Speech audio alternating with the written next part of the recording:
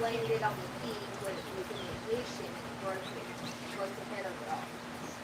Where is it from? Alright guys, give me 1 second. I'm just getting set up if anybody's here.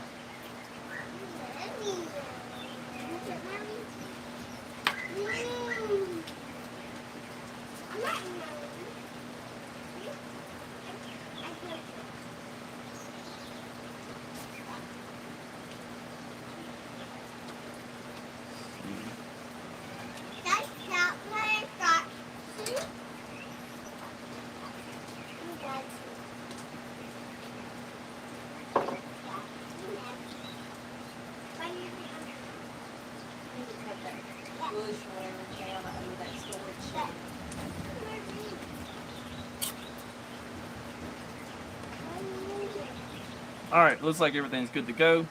So, welcome to Live with the Honda Resource. It is raining a little bit outside, so you may hear a little bit of noise off the metal roof. Hopefully not too bad, but glad to have all y'all guys here.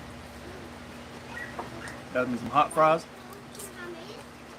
and Coors Light, and just going to set up and have a little Q&A today, and hopefully answer any of you guys' questions, talk about whatever you want to talk about, and hopefully have a good time. I'm going to take this earbud back out because it's just making sure that the audio works, and it seems to be working fine. So if my audio goes bad, just let me know in the comments, and I'll make sure to check it on. Let's see. So, I guess most of you guys know that I quit my job back in January and been doing my full-time thing, a little gig with my own business since 1st of February, and it seems to be going pretty well. It's pretty slow in the month of April, but you're going to have that starting out a new business. If y'all hear my kids in the background, I apologize, but they're out here enjoying life on the back porch. We started working on our back porch about a year and a half ago, something like that. Wasn't it about a year and a half ago we started working on the porch? Yeah. Yeah, something like that. And it kind of sat in a state of incompletion. We bought flooring for the kitchen floor, and it took me 3 years to learn. Yeah. So we finished the roof, the base of it, and just pretty much had a temporary rail back here for about a year, maybe a little more, a year and a half, something like that. And it finally got around to finishing up. And it's kind of nice to be able to sit out here now and with it screened in, and be able to enjoy sitting out here without the bugs attacking me. We really enjoy the porch, so the wife and the kids and everybody hangs out here, and we just have a good old time. Let's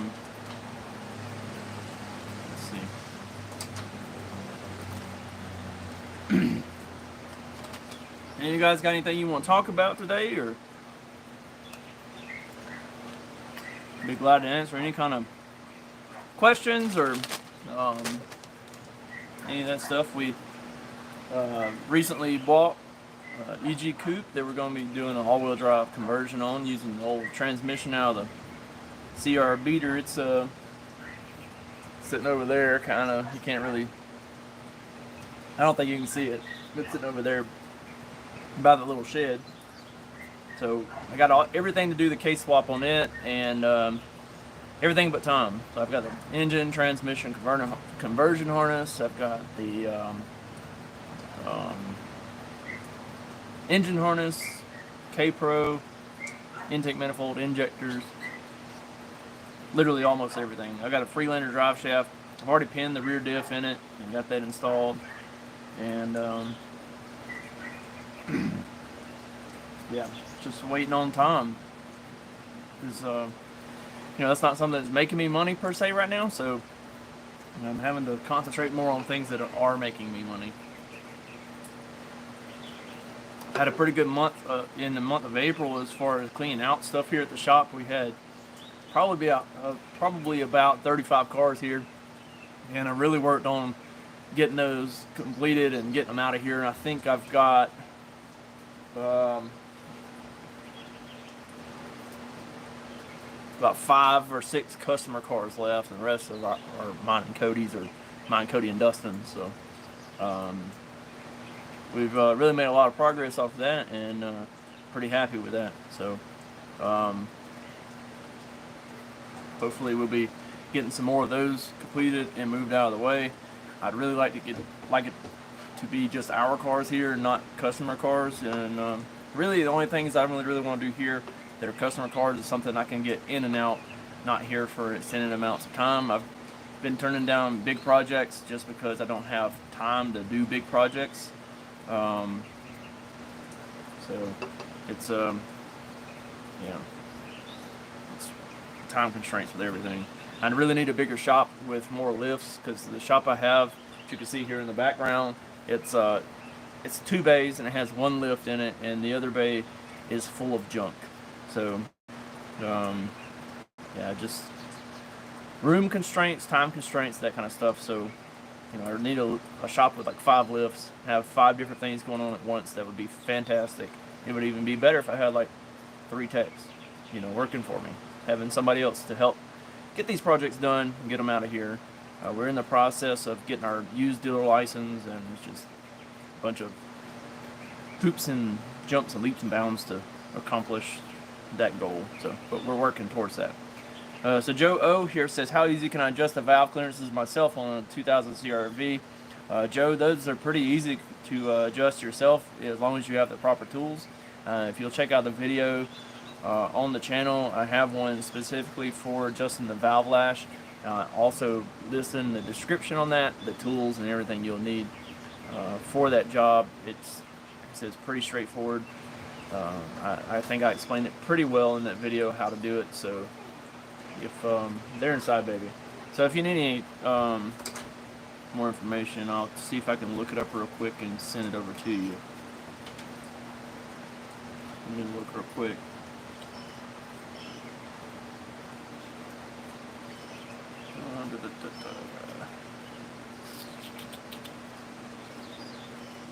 Honda CRV valve.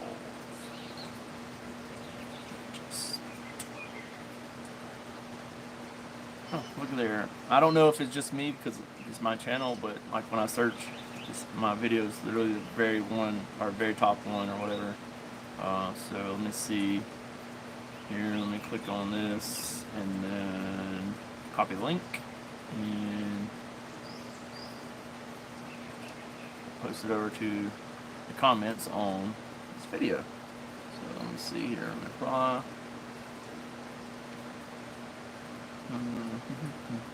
Here you go, Joe. I'm putting the link and the comments right up under your comment. So hopefully that video can give you some good information and get your valves adjusted.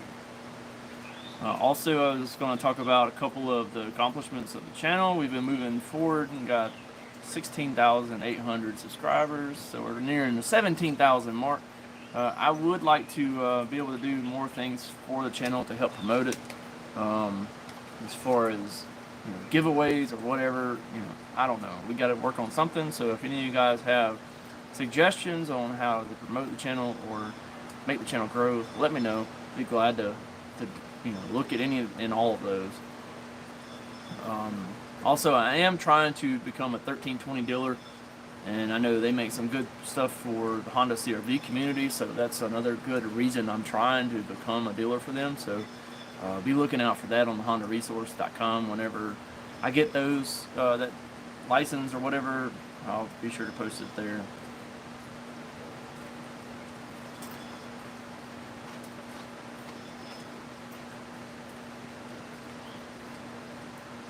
Let me share this real quick and see if I can get some more people in here, because we only got like 4 people watching, so it's pretty lackluster. We're not getting any comments or anything, and it needs more interaction to keep me here, because I can't just sit here and talk to myself endlessly. Let's see here.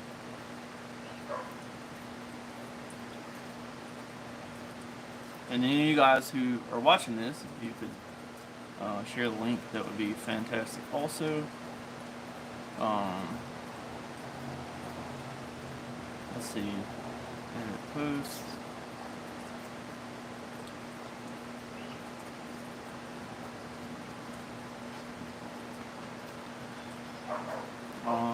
Give me 1 second, guys. I'm just trying to get more people in here.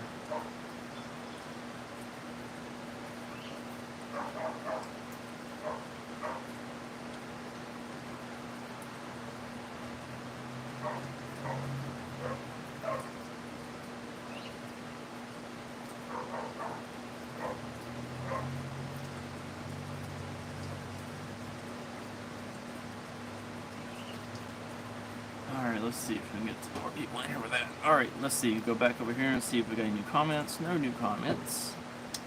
We got 5 people watching, so again, guys, if you're watching, please share it or something on your Facebook, and let's try to get some more people in here.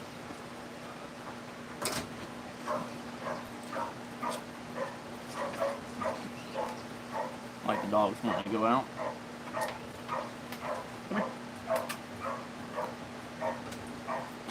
Say hey, Dakota. What are you doing?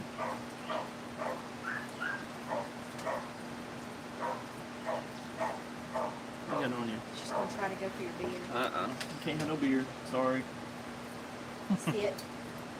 That's Sit. Dakota. That's one of our dogs. She's a Sit. blue heeler and lab mix. Her mama's blue heeler, her dad's a lab. She looks more like lab to me, but She's got ice cream on her face. Oh, let's go. I think Abigail was sneaking or something. Sit. Stay. let's see if we can get this. Okay, come. Good girl.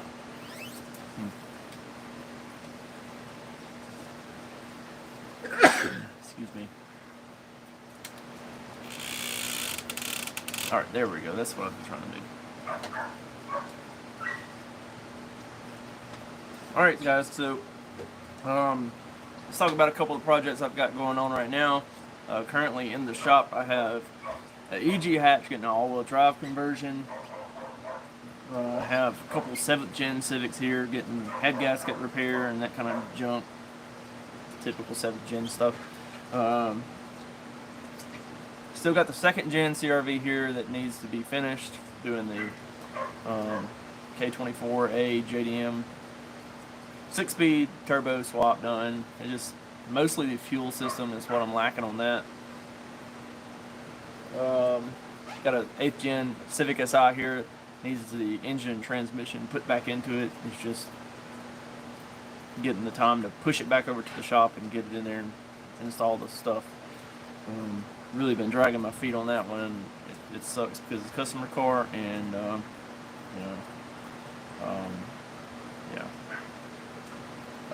then we got Carlos's EG hatch over here. It was getting a K24A2 swap.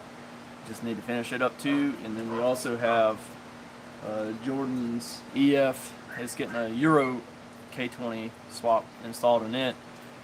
Just again, time. It's so hard having just one lift. If I had 4 lifts, I could have 4 things in the shop at one time. But it just sucks like having to manage the time for one lift. Moving stuff in and out, and just makes it difficult. If I had more room to work on more things at one time in the shop, it would be fantastic. But it's just time constraints, man. It's difficult. Yeah, Joe, if you watch that video, it's on doing those valve lash adjustments, man. It'll really help you out, I promise.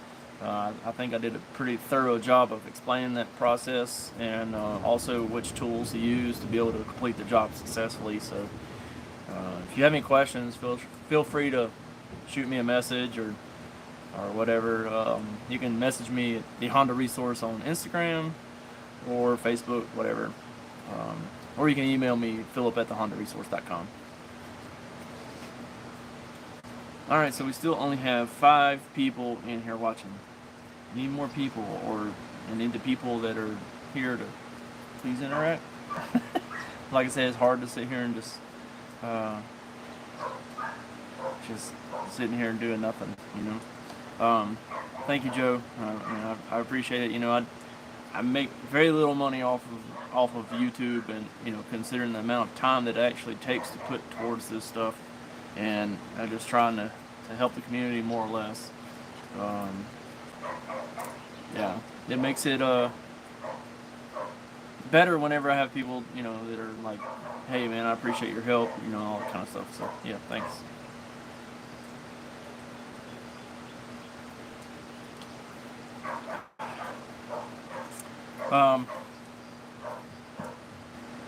Geez, I don't know what to talk about, guys. I really don't.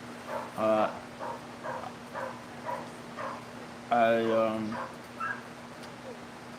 I said, on the old CR beater, my 99 CRV, you know, I've got K24A2, I've got transmission, I've got clutch, all this stuff to do the swap on it, but just, again, I don't have time, and I don't really want to put it in the shop and occupy the lift whenever could be using the lift to make money on somebody else's vehicle, you know, so, because that's what's paying my bills, is the, you know, being able to utilize the lift. And you know, if I'm utilizing the lift on my own junk, then it's not beneficial to me. So XIX says, I have a first gen CRV that goes off after driving it for a bit, and the check engine light goes on too. Anytime the car dies, the check engine light's going to come on. So I would I would look at this. Number one, the distributor. Distributors are notorious for failure. And number two, I would look at the main relay. This is our other dog. This is Aspen. She's a little bit bigger. This is Dakota's sister. So she's just chilling. Say hey, everybody. You want a potty too? She wanted to get up in my lap. She's a big girl. Ugh. Yep. That's Dakota's sister.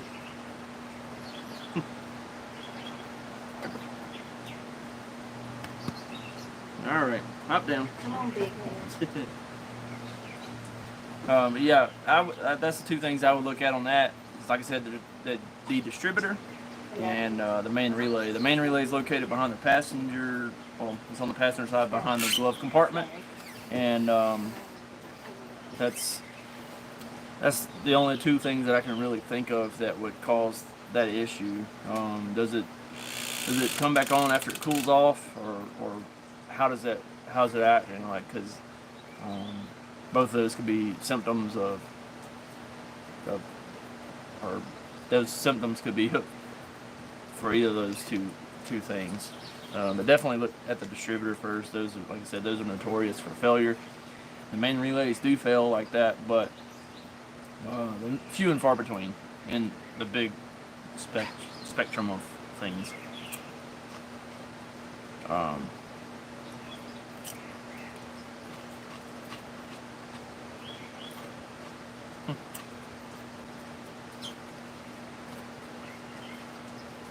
Just chewing on some hot fries.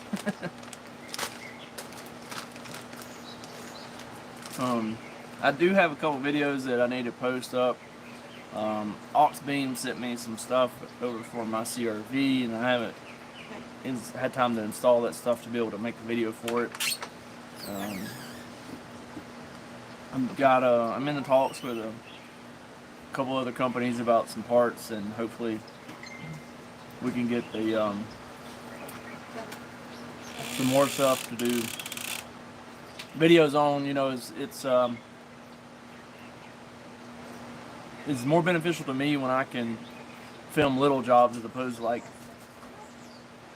in the engine job. You know, the engine job, man, it really takes a lot of time and effort to film those, to where something that's quick and easy, you know, it just does little snippets and we're done. So let me see what this Facebook message was.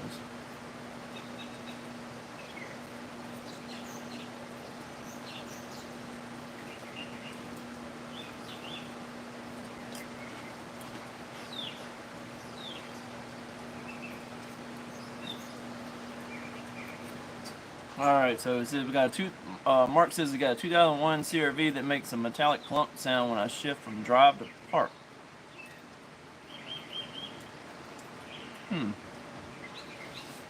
Is it clunking in the transmission or is it somewhere else? Because I mean, really, I'm not gonna lie to you. I don't know a ton about the automatic transmissions. If it was a manual transmission, I could probably give you a little more insight. But the um, the manual, I mean, the automatic transmissions, I don't know a lot about the inner workings of them. I have rebuilt a couple of them. I put new clutches and stuff in them, but it's not something that I do anymore or want to do anymore. Um,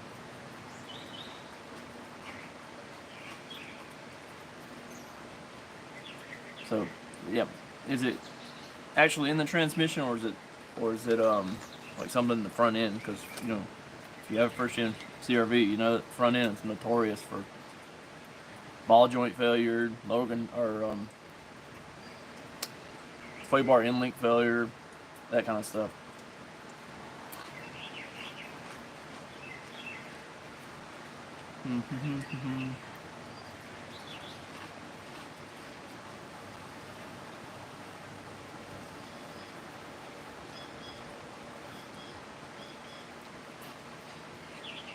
Been trying to buy some more cars too, man. We sold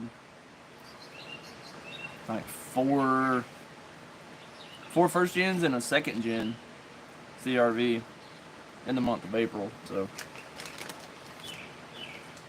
that's really helpful to me as opposed to where my business itself was slow. So that really helped offset things to make it to where it kept us afloat. But I think we only have two first gen CRVs left, and then we bought another second gen today. We still need a transmission for a 97, 98 all-wheel drive for one of them that we have, and the other one has some other issues. Alright, so Joe says he loves his old CRV. It's got 320,000 kilometers. That's a good bit. Yeah, man, just Joe, as long as you take care of that thing, man, it's going to give you a good long life. So, man, just take care of, keep changing that transmission fluid, and about every third, fourth oil change, and keep the oil change, keep the timing belt up to speed on that, and it should treat you very well. Honey says how to solve problem of gear shifter is a mess. What's going on with it, bud? Is it an automatic shifter or a manual shifter, or what and what is your issues with it?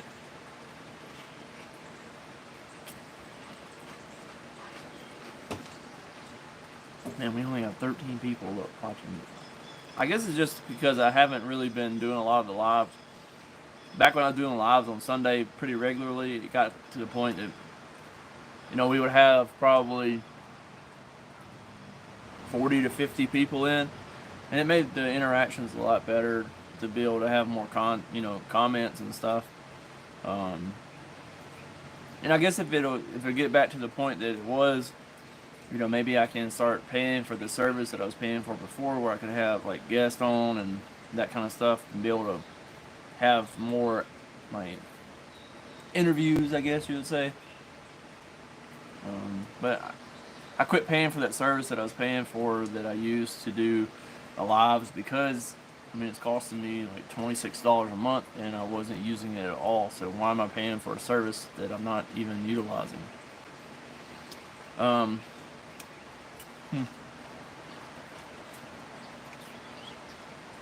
Still only 11 people in here.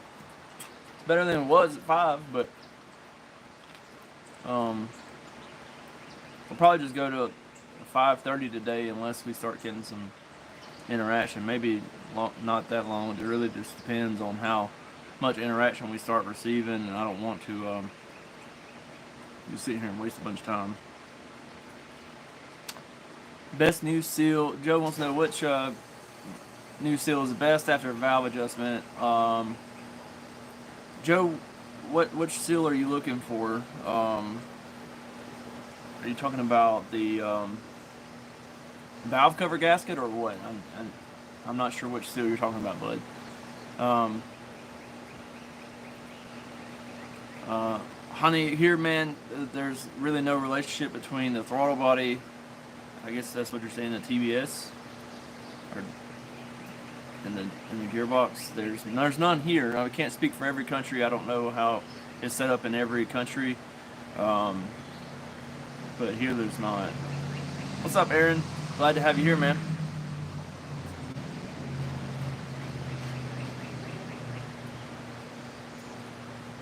Yeah, no problem, Joe. Just let me know if you need any help or assistance or whatever. If you're looking for the valve cover gasket, I really like the Mahle. It's Mahle, and it's a really good gasket. Made in Japan, that kind of stuff. If you can't do that one, OEM, whatever. I really, really dislike Felpro valve cover gaskets, so I will always preach against those. There are some Felpro gaskets that I do like. However, the valve cover gasket is not one of them. I think they're absolute trash.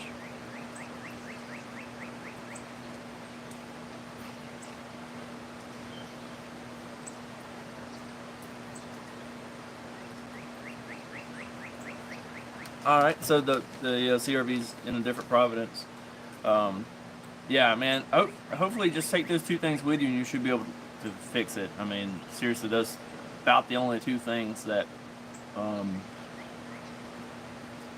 that could make it do that. Aaron says he did a valve adjustment, and the engine's making a little tick sound. I mean, they're gonna have a little tick, just the injector's clicking. But if you think it's more than just the injector clicking, you may want to check them again when it's cold. And if anything, put them just a smidge on the loose side. I mean, I would rather it tick and then be too tight, because when it's too tight is whenever it burns the valves. So if it's got a little tick, I mean, I guess that's really better than not ticking and burning valves. But you can check it, maybe tighten them just a smidge. But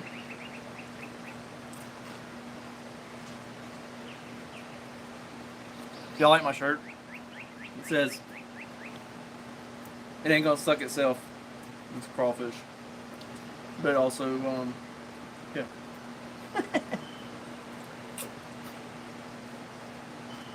That's what I tried to tell my wife, but she don't want to hear it.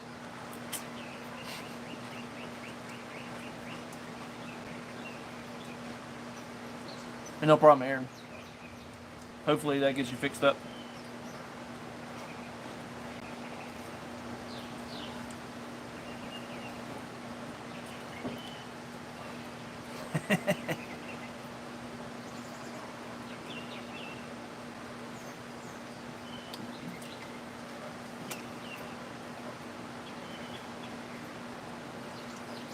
It's a big month for me, man. Two of my kids have birthdays this month, so got one that's turning 14 and one that's turning 6. And kids really grow up fast, man. It seems like the one that's turning 14 just yesterday, she was, born.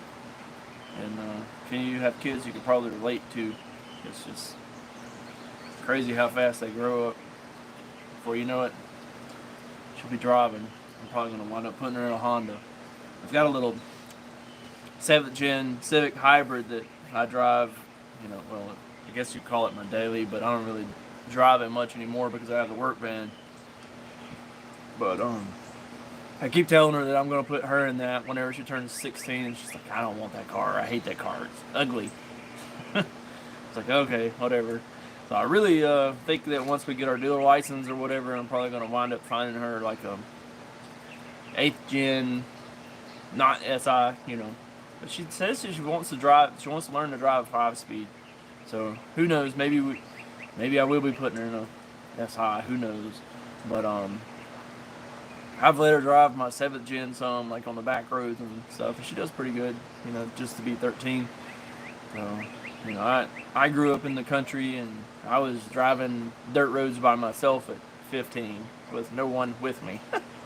And that was before we had cell phones. And I mean, man, just thinking of how it is nowadays, you know, I mean, now you have Life 360 and all these other apps to track, you know, your kids or your spouse or whatever, and always have the phone to be able to call them or whatever. And man, you know, when I was a kid, like I said, I was hitting the dirt roads at 15 in a truck by myself with no one else with me.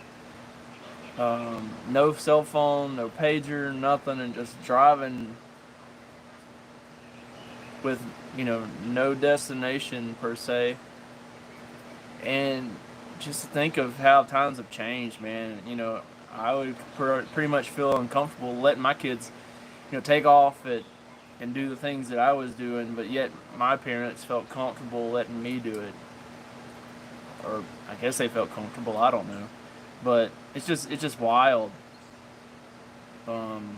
Just thinking of it like that, you know. I mean, like I said, my daughter's turning 14 this month, and you know, in 2 years she's going to be out driving by herself. But we'll be able to keep track of her, and also, you know, be able to call her when we need her. And you know, my parents didn't necessarily have that luxury. You know, it's just different times.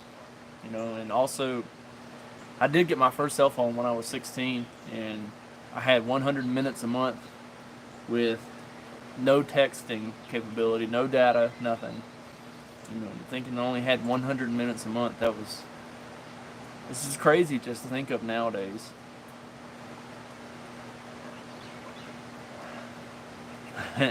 Your dad put you in a 97 Cherokee so you couldn't go too fast. Yeah, I mean, like I said, you know, I would like to put her in my hybrid just because it's not fast. You know, my first truck, or first vehicle, was an 85 Toyota pickup, two-wheel drive. I couldn't do much off-roading, couldn't go fast. Well, I went faster than I needed to be driving, but it didn't get there fast.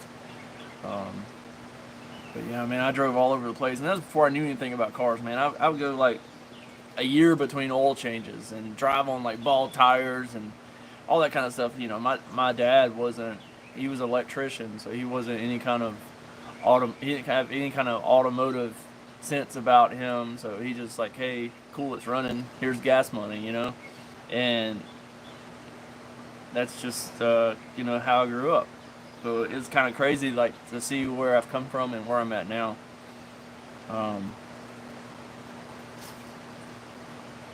Sensors on the gasoline gate. Man, I don't know what are you talking about on the gasoline gate? No, 15, 30 minutes, something. Mom, what's up? I was supposed to be take gas come back out. She won't cooperate with me. It was hard to find her. Okay.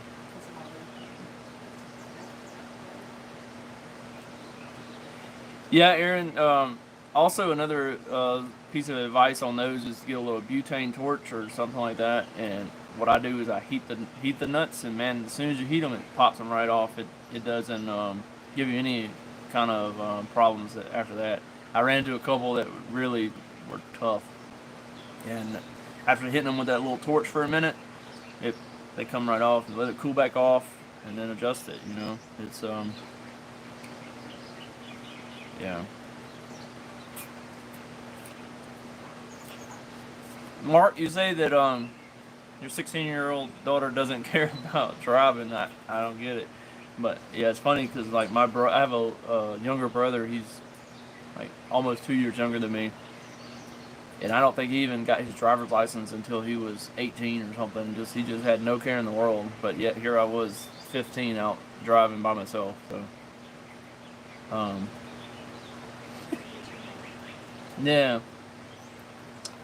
Brandon, he found out hot dog in a Jeep will blow up frost plugs. Yeah, I guess so. John, I'm glad that the video was helpful to you. I would love to be able to do more videos like that, but I feel like I get to a point to where I don't like being redundant, like posting the same video over and over and over, and I don't know of what else needs to be posted. Like, I'm always looking for suggestions on what kind of videos to post and that kind of stuff. And you know, yeah. Aaron, I appreciate you stopping by. See you, buddy. Be safe going home. Huh? Yeah, sometimes, you know, and they offer suggestions and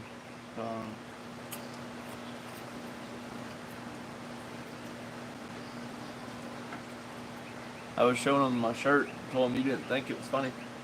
I made that shirt,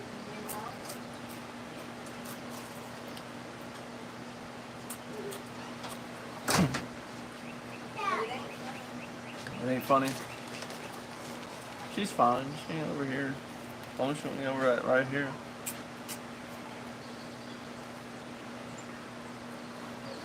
What else you guys got?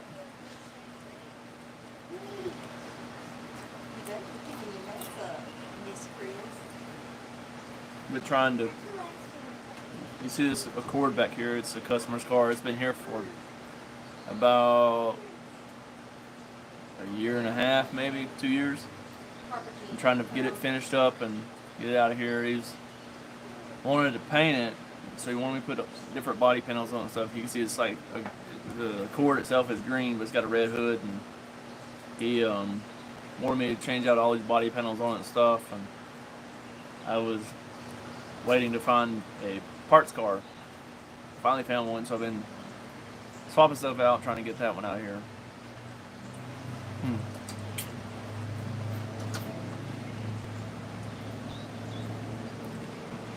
Alright guys, so I guess I'm gonna give it about 5 more minutes. If nobody else shows up and starts asking questions, I'm gonna go ahead and cut it off because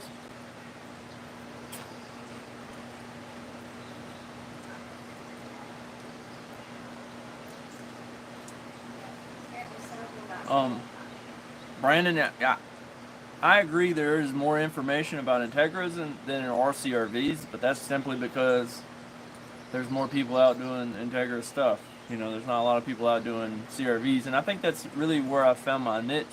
You know, I didn't start my channel as a CRV channel, but that's kind of where it's turned into, and that's, you know, I like it. I like CRVs, and I like helping the community of CRVers. You know, there's I have reposted a couple of videos that are like for instance my crank sensor bypass. Now, I didn't intentionally repost. The first video I thought was a 97, 98, and the second video was the 99 and the 01.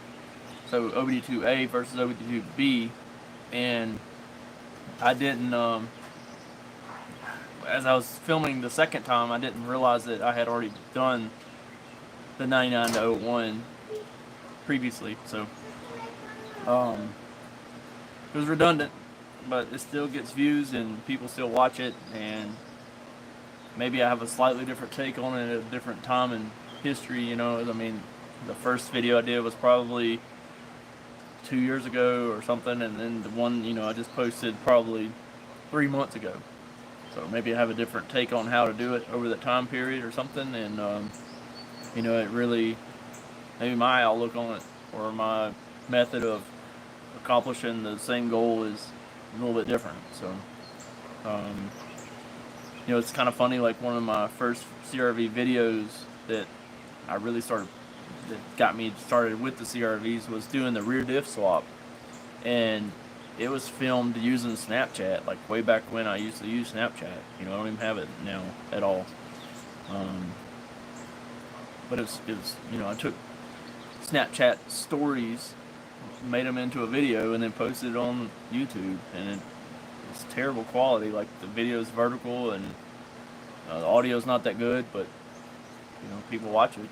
So there's a lot of things that I do differently, you know, looking back on some of my old videos. So yeah, I guess it is good to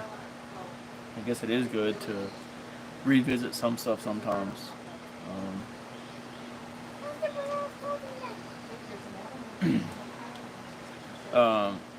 So Big Danny says, thought about high lift points for a CRV. Are you talking about like just ways to lift it, or like actually lift it up off the ground, like with a floor jack or something? Like I need some more clarification on that.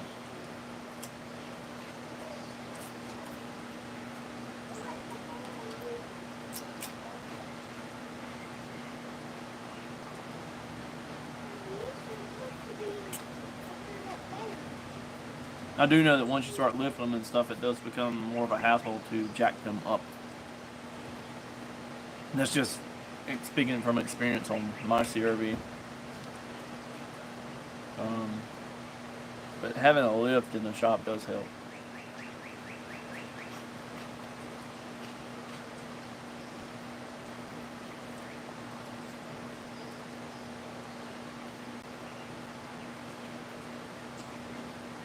Yeah, I mean, that's pretty much what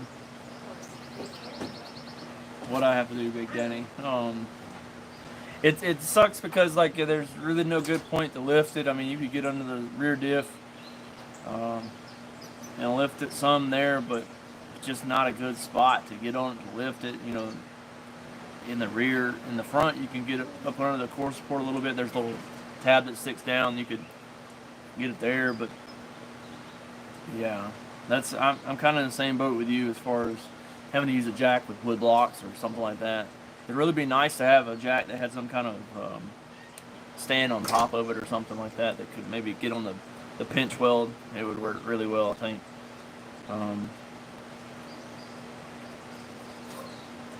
Yeah, Brandon, you know, I used to have, I had a GSR sedan probably close to 10 years ago now. It was a really nice car.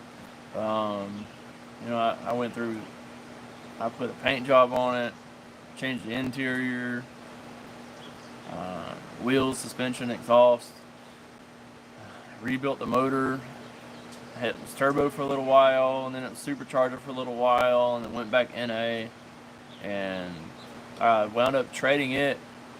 So I was previously married before my wife now, but whenever I was getting divorced the first time, I traded it for a CRV because it was so low that I didn't want it to limit my possibilities for housing. I didn't want to say, hey, I can't buy this house or rent this house or whatever because I can't get my car in and out of the driveway.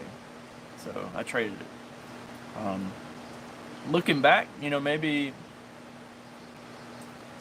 I would have been fine keeping it, but it is what it is. The CRV that I traded for is often used for my thumbnails. So if you ever see like the thumbnails of CRVs on my videos, it's a lifted, it's silver RD1 lifted with roto grids on it and like mud terrain tires. That's the CRV that I traded my Integra for, and I sold that CRV like probably a year after I got divorced, so probably not even that long. Yeah, I agree with you there, Danny. The tall jacks are expensive. It'd be pretty cool if I could like make some kind of adapter that sits on top of a Harbor Freight jack or something that would sit on the cup, and then it would grab, like I said, the pinch weld, like where you normally jack it at on the underside of the body, and I think that would work well. So Max says that whenever he puts his foot flat on the gas, the CRV shudders really bad, and this all-wheel drive model has a really bad rear wheel bearing, need to change. I don't think that wouldn't have any, you know, anything to do with the transmission, the slip, or anything like that. It's probably just tired. That transmission's just tired, boss. Yeah. Sedans are big money now, man. Mine was a very nice example of it, you know, and it's I put a lot of time and effort into it, and spent a lot of money, and yeah, it was a nice car, but like I said, it just didn't fit me at the time, or at least I thought so, and so I moved on from it, and yeah.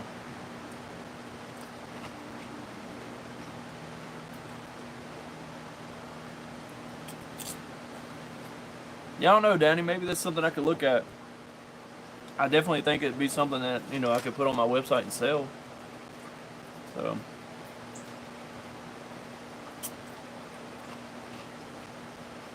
but I want to make sure it's safe. I don't want to put something out that's not safe. and I don't want something that's gonna, could potentially cause harm to somebody. Because it's just not worth that to me. If you had a welder that you could weld it onto the top of the jack, then yeah, that'd be pretty sick. Then you don't have to really worry about it.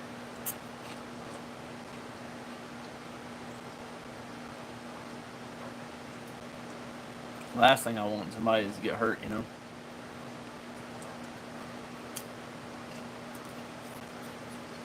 Well, guys, I guess I'm gonna wrap it up for the day.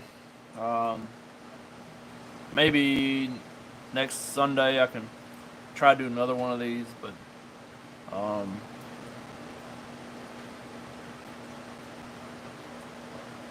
I mean, yeah, if I had access to a 3D printer, that might work, but I don't have access to one, and I don't really.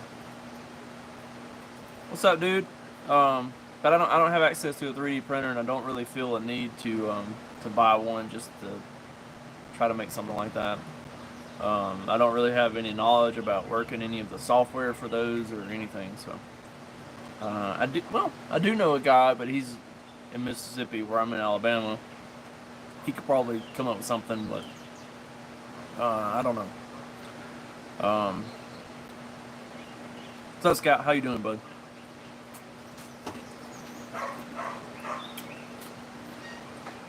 What's the dog yapping about? Girl, you nasty. What you been doing? Nothing. Bye. Who's that? Me. What are you doing? You come up here? Gaga. Yeah, man, we don't have any rust here, dude. If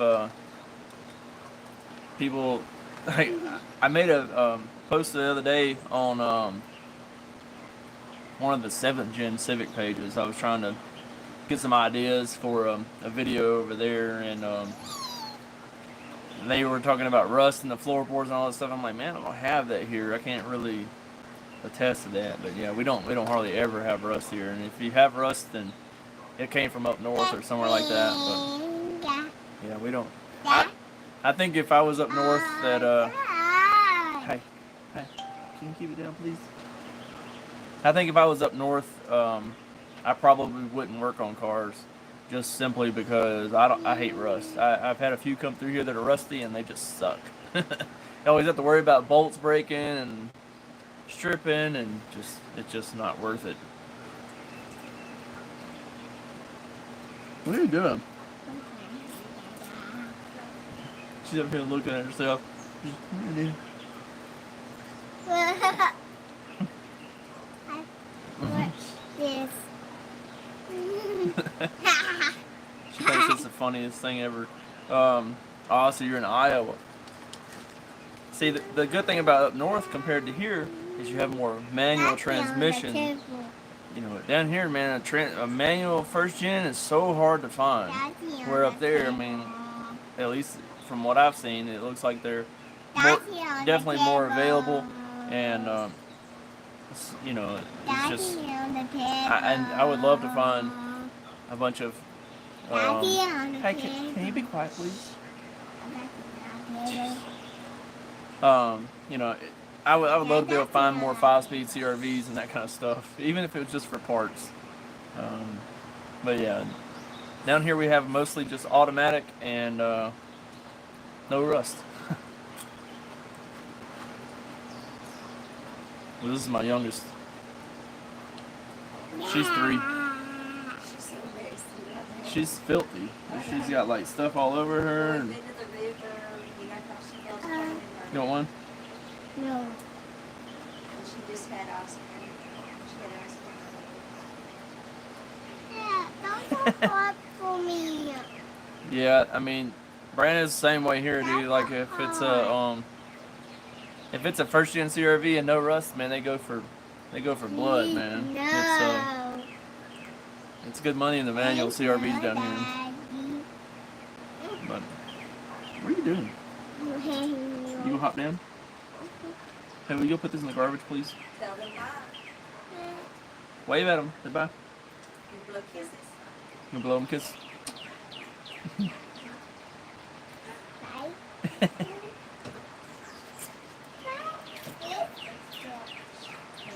Alright guys, well I'm getting off here and finish eating my hot fries and drinking my Coors Light and just hanging out with the kids and the wife and that kind of stuff. So, hope y'all have a good weekend and good work week, and hopefully see you around soon. We'll see you.